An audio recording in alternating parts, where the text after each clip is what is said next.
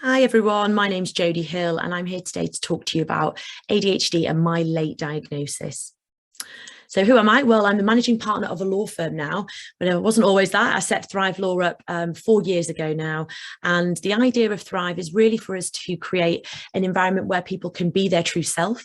It would allow me to thrive literally in my own workplace and have flexible working, well-being and neurodiversity, as well as diversity and inclusion at the core of everything that we do. So I now have a team of about 20, I think there is, of us across the UK. We're based in Leeds, but we have lawyers all across the UK, from London to Devon to Manchester and everything in between. So we actually specialise in employment law and making things like adjustments for people in the workplace with disabilities. So it's a pleasure to be invited today to talk to you about my own experience. I'm quite open about my experience of having ADHD and just that process that I've gone through recently.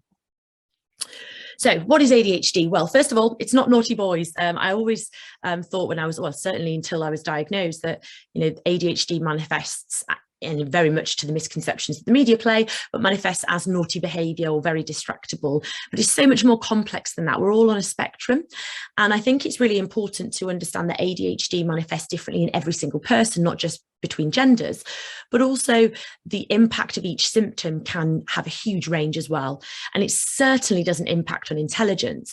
Often what happens is someone with ADHD becomes more distracted and therefore ends up, for example, not wanting to complete an assignment or forgetting to do that, rather than that they're not intelligent. So that's how it can impact on exam results rather than the other way around. So I thought this would be really helpful visual for you guys to look at.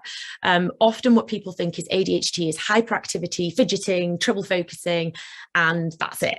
And you can see underneath the line in the iceberg of what ADHD actually is. And I thought I'd just pick out some of these that really resonate with me. So I have a real issue around sensory processing.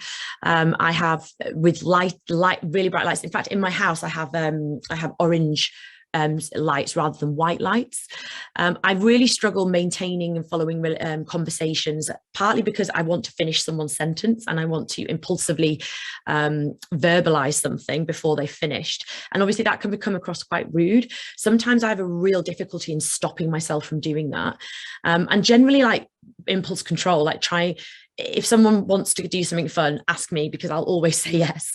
I'm very much all or nothing. And I think, I've really struggled in the past to regulate my emotions, partly because I also have anxiety. So trying to regulate that with understanding, relationships and workplaces and developing my career in law. And lots of other things on there also resonate. But I think one of the most difficult things that I found was remembering to go to the bathroom and eat and sleep and remembering to do certain things. I had a really poor sense of time and short-term memory. And I just thought I was just a bit clumsy as well. My spatial awareness was all over the place and I'm constantly walking into things and bruising myself. So as you can see, lots of different things, and lots of people go, oh, I have that. And the reality is, they may have some of those symptoms. It doesn't mean they have ADHD. It's much more than one or two of these symptoms. And there's quite an intensive test that I'll go through shortly with you that you need to be able to satisfy to be able to receive that diagnosis from a psychiatrist. But let's not focus on the negatives, because, as you can see, I am the CEO and managing partner of a law firm.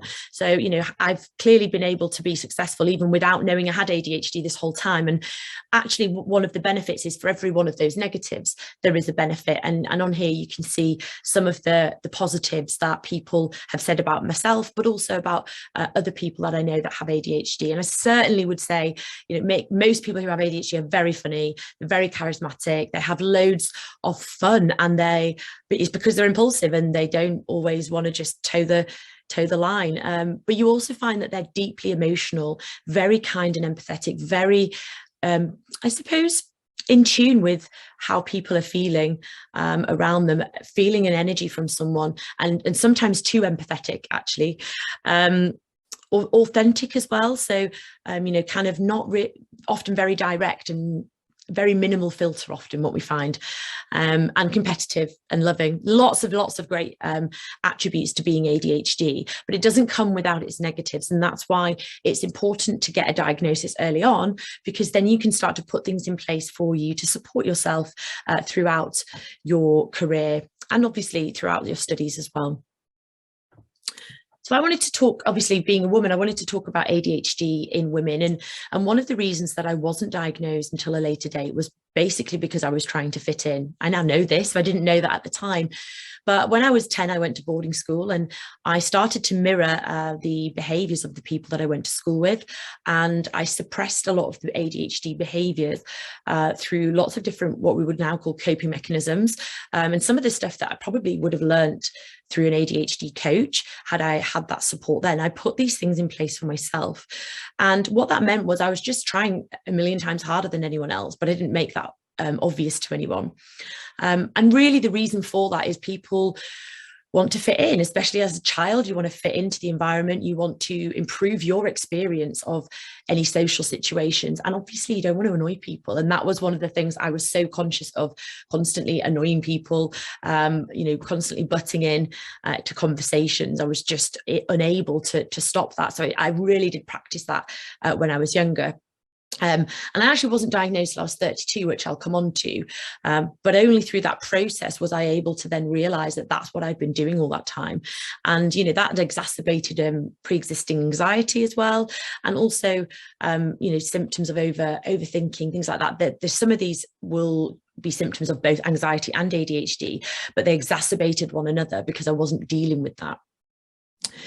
So what might it look like for you guys? Well, you might mimic others in social situations. You might be able to feel like you can't relax before a social situation or before a deadline because you don't want to miss that deadline.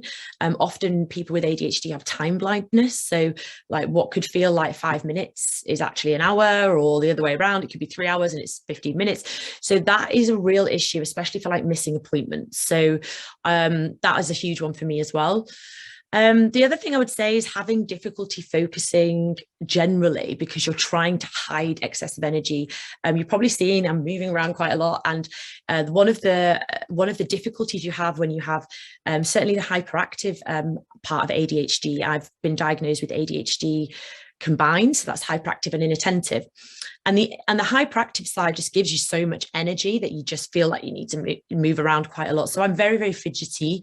And when you try to focus on not doing that, you then lose the room. You forget what you're talking about. You can often completely zone out. That can be very, very difficult to maintain. And the big one for me is how much I talk. I talk very quickly.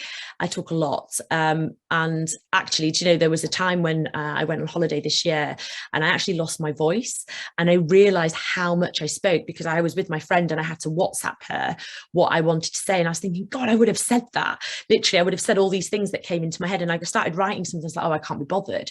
But it just showed how everything that comes into my head just comes out.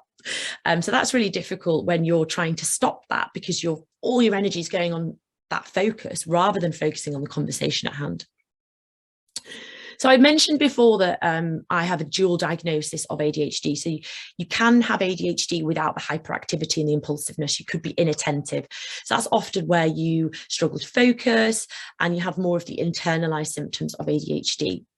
And what we find in women is generally they will have more of those symptoms, and that's why it's undiagnosed often till a later date. So often hyper talkative, lots of daydreaming. Like often you see with boys, oh, they're hyperactive, they must have ADHD, and with girls when they're daydreaming, oh, they're just a girl. And the reality is that's not the case. And just daydreaming alone isn't indicative of ADHD. But as I said before, some of these symptoms, when taken together collectively, can result in a diagnosis. So on to me, on my diagnosis. Well, as I said, I was diagnosed shortly after my 32nd birthday. So I literally was having some difficulty in the lockdowns, and partly because I had to slow down and I had to create this environment that wasn't, I sat in my home office. I wasn't out doing all the things that I'm used to, expending all that energy. And I really started to internalize some of that and become quite self-aware and self-reflective. Now, I've already had anxiety for a number of years. I've already experienced anxiety symptoms, treatment, medication, therapy, you name it, I've done it. And I felt like my anxiety was under control to a degree, but I feel like I'm really self-aware of my anxiety now. And I felt like there was, I don't know, there was something else. There was just something else and I couldn't put my finger on it. So I did some research and I explored getting a consultation with a psychiatrist to discuss the possibility of ADHD. So that was me kind of thinking that there was something else and it could be this because of the research that I did. And, you know, I think if we hadn't have had the lockdowns, I don't think I would have, one, had the time to do all of that, and two, I probably wouldn't have had that ability to self-reflect and really internalize some of those thoughts and feelings. So I'm really grateful for that opportunity, because what it meant was I was able to get well, unfortunately, I wasn't able to go on the NHS. There was a 2-year waiting list. So I paid privately for an online consultation in the lockdowns. And basically that process was a Zoom call with a psychiatrist. It was also 2 of my family and 1 of my friends who'd known me for a long time to complete a questionnaire. So they had to complete questions about me that would go to my psychiatrist.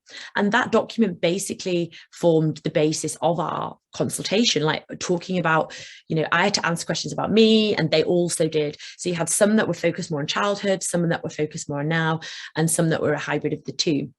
So it's quite a long process in that, you know, when you get diagnosed with something like anxiety, it's pretty much a conversation with your doctor. This was much more intense and, you know, really asking some difficult questions about myself and also seeing what others, you know, thought about me and how I behave. So that was really, it was interesting actually. I was really grateful for my friends and family to give the time to do that. But I suppose like the big question for a lot of people is, well, how did you feel? Like, you know, you've gone all this time and you'd still made it as a lawyer and all this stuff. Well, yeah, I have. But I think knowing that now, I feel a bit relieved. I feel like I have some answers for the way that I process information and the way that I manifest some of my behaviors. And it allows me to be able to put things in place to help me more, but also it allows me to be kinder to myself. And I think for me, that has been a really enlightening part of the process. So during that process, during the consultation that my psychiatrist gave me the diagnosis of dual and explained why. And then I got a report. So, you know, that report I then could go back and reflect on and read afterwards if I wanted to. And in fact, I actually pulled it out recently because one of the things I recalled was I have issues with speeding, and one of the symptoms of ADHD is just obviously being distracted and not seeing the speedometer. So it's something I was trying to illustrate. And I was like, I'm sure that came out of my assessment, and actually it did. It is a symptom of ADHD. It doesn't mean you can get away with speeding, but it does mean that you have to put things in place to support yourself so that you don't end up doing that. Anyway, I digress.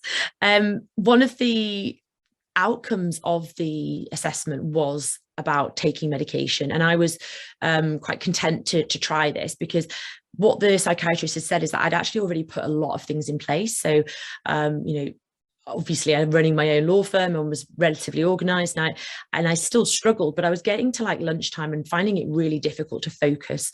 And I always say this, like we'll say more recently actually, that I struggled so much to read. And everyone's like, how did you do a law degree?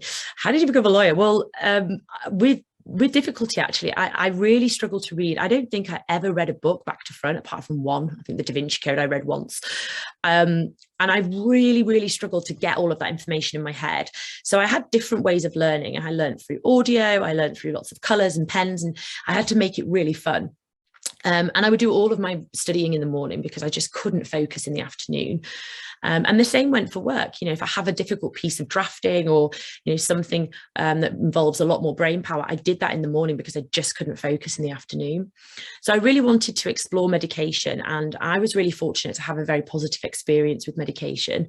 I'm taking a slow release medication that allows me to function for the whole day and have more focus. It does not cure you. It wears off after the end of the day.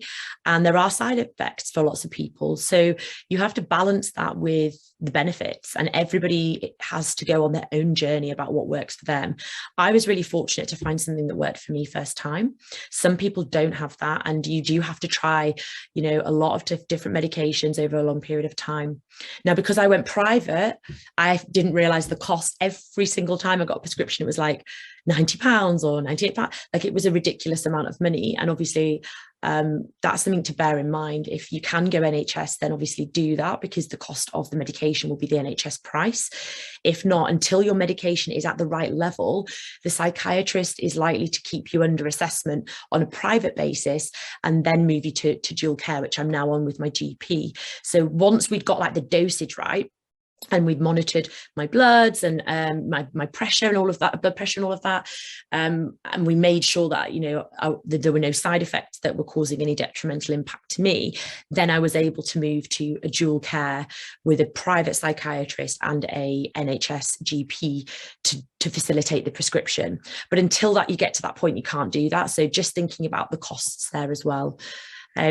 But I hope this has been really helpful. I obviously would be more than happy to hear from you guys, and I'm going to put more videos like this on my YouTube channel. So if you look us up on social media, you can find all of our details on there. But it's been really great to talk to you.